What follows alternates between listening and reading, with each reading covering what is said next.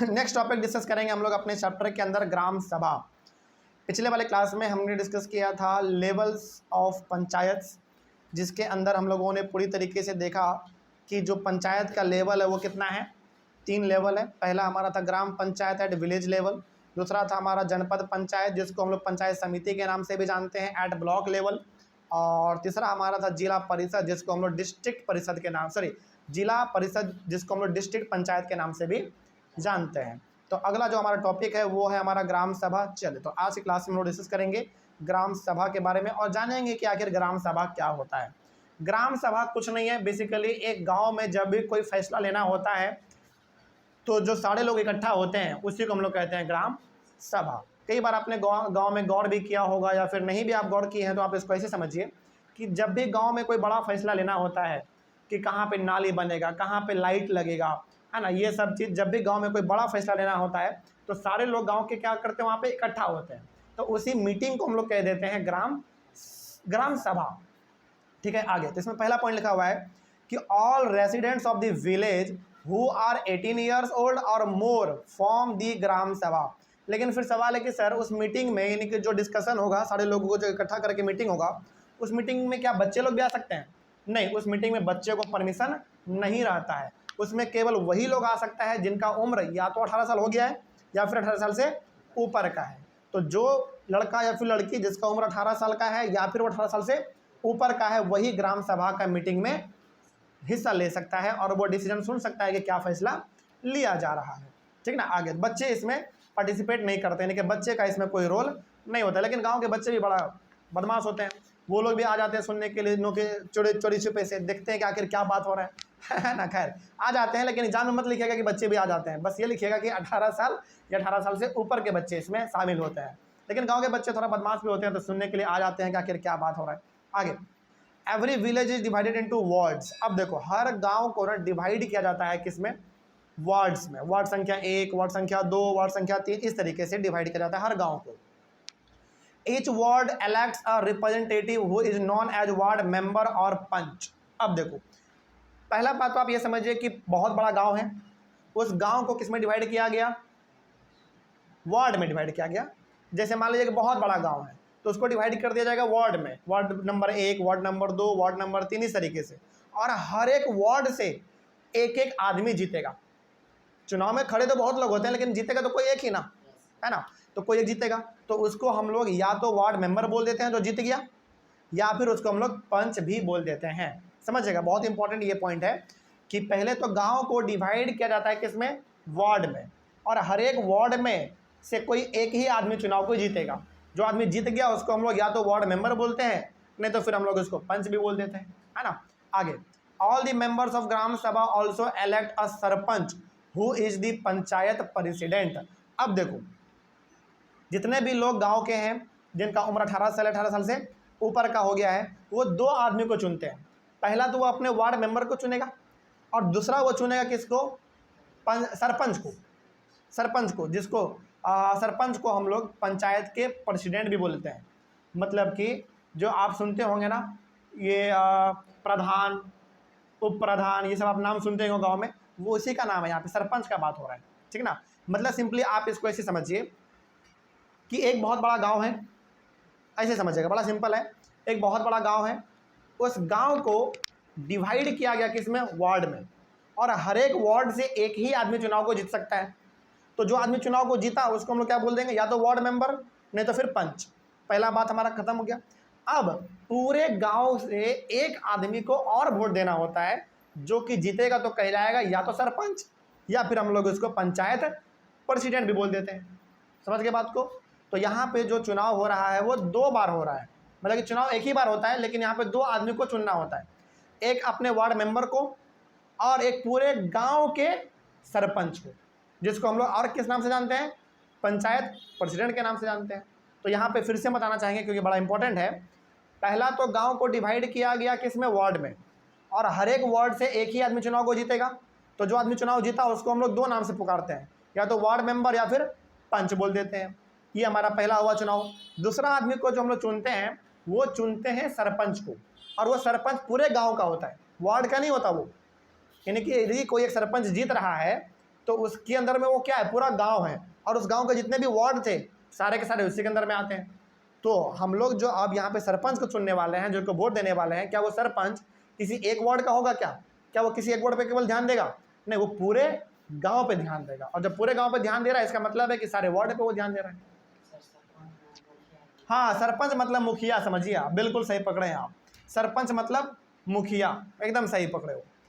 तो सरपंच बोल दो, मुखिया बोल दो, या फिर पंचायत प्रेसिडेंट बोल दो, सबका मतलब एक ही होता है, ठीक है ना। चलिए आगे बढ़ते हैं। तो वार्ड मेंबर अलग होता है, ध्यान रखिएगा, वार्ड मेंबर अलग होता है और मुखिया यानी कि सरपंच अलग होता है, दोनों अलग अलग चीज़ है। तो वार्ड मेंबर को हम लोग पंच भी बोलते हैं, और सरपंच को हम लोग पंचायत प्रेसिडेंट भी बोलते हैं। और हम लोग अपने गांव में बोल चाल के भाषा में क्या बोल देते हैं, पंच को, सरपंच को क्या बोल देते हैं, मुखिया बोल देते हैं, ठीक है ना। चलिए, अच्छा, क्या ये मुखिया जो है किसी खास गांव पे ध्यान देगा? नहीं, वो पूरे गांव पे ध्यान देगा, ठीक है ना। तो फिर बताओ कि अपने हिस्से पे यानी कि अपने एरिया में केवल खास ध्यान कौन देगा? वार्ड मेंबर ध्यान देगा, ठीक है ना। चलिए आगे बढ़ते हैं। दी वार्ड मेंबर और पंच, वार्ड मेंबर को हम लोग और किस नाम से जानते हैं? पंच। एंड सरपंच, और सरपंच को हम लोग किस और नाम से जानते हैं? पंचायत प्रेसिडेंट के नाम से। फॉर्म दी ग्राम पंचायत, यानी कि पंच जिसको हम लोग वार्ड मेंबर भी बोलते हैं, और सरपंच जिसको हम लोग पंचायत प्रेसिडेंट भी बोलते हैं, ये सब के सब एक साथ जब मिलते हैं और जब पूरे गांव के लिए लोग काम करते हैं, तो वही हमारा कहलाता है ग्राम पंचायत। सिंपल है ना। आगे बढ़ते हैं। Gram panchayat is elected for 5 years, और यहाँ पे जो ग्राम पंचायत का चुनाव होता है वो हर कितने साल पे होता है? हर 5 साल पे चुनाव यहाँ पे होता रहता है, ठीक है ना। आगे बढ़ते हैं। अब इसमें एक नया शब्द और है आपके पास, न्याय पंचायत। मीनिंग ऑफ न्याय पंचायत, क्या होता है न्याय पंचायत, जरा देखो। न्याय panchayat is established for providing justice and solving minor disputes. न्याय पंचायत का सिंपल सा मतलब है कि जो ग्राम पंचायत है, जिसमें कौन कौन आते हैं? हमारे सारे वार्ड मेंबर आते हैं और हमारे सरपंच आते हैं। ये सब के सब जब एक जगह पर इकट्ठा होते हैं और किसी मामला को लेकर फैसला सुनाते हैं, तो वही हमारा कहलाता है न्याय पंचायत। सिंपल, जैसे मान लीजिए, अच्छा, गांव में तो ये बड़ा आम बात है ना कि फलाना के लड़के ने फलाने की लड़की को लेकर भाग गया, दोनों भाग के शादी कर लिया, और फिर दोनों घर में फिर झगड़ा हो रहा है, लड़ाई पीट हो रहा है। या फिर कई बार तो गांव में बकरी को लेकर झगड़ा हो जाता है, मुर्गी को लेकर झगड़ा हो जाता है, ये मेरा मुर्गी मार के खा लिया, ये मेरे बकरी को बाजार में बेच दिया, तो सब आम बात होता है। तो जब यहाँ पे छोटे मोटे लेवल पे झगड़ा होता है, तो क्या वो झगड़ा को खत्म करने के लिए वो कोर्ट आएगा, शहर आएगा? नहीं, वो कोर्ट आने से पहले, पुलिस स्टेशन जाने से पहले वो ग्राम पंचायत के पास जाता है। और ग्राम पंचायत में कौन कौन होंगे? वार्ड मेंबर होंगे जिसको हम लोग पंच बोलते हैं, और सरपंच होंगे। वो सब मामला सुनेगा, बोलेगा भैया क्या हुआ, इतना परेशान क्यों हो? वो बोलेगा कि देखिए ना, ये मेरे बकरी को बाजार में बेच दिया। तो फिर वो फैसला सुनाएगा। तो वो जो फैसला सुनाएगा वो फैसला हमारा अंतिम फैसला होता है, ठीक है ना।